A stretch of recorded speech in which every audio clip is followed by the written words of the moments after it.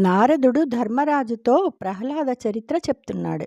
రాక్షసరాజైన హిరణ్యకశిపుడు ప్రహ్లాదునితో చదువు ప్రాముఖ్యత చెప్తూ, రాక్షస వంశానికి పురోహితుడు, దైవం అయిన శుక్రాచార్యుని కొడుకులు, తర్కంలో ఆరితేరినవారు అయిన చండు, అమర్కుని పిలిపించి వారిని గౌరవించి ఇలా అన్నాడు: అంధ ప్రక్రియనున్నవాడు పలుకండస్మత్ ప్రతాపక్రియాగంధం మించుకలేదు.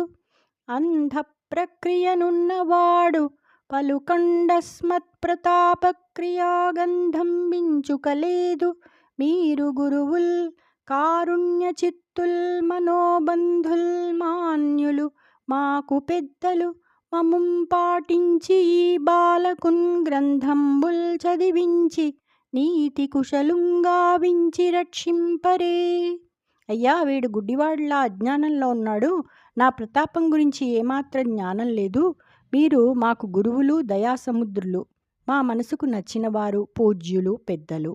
మమ్మల్ని గౌరవించి ఈ బాలుని చేత గ్రంథాలు చదివించి నీతి కుశలుని చేసి రక్షించండి.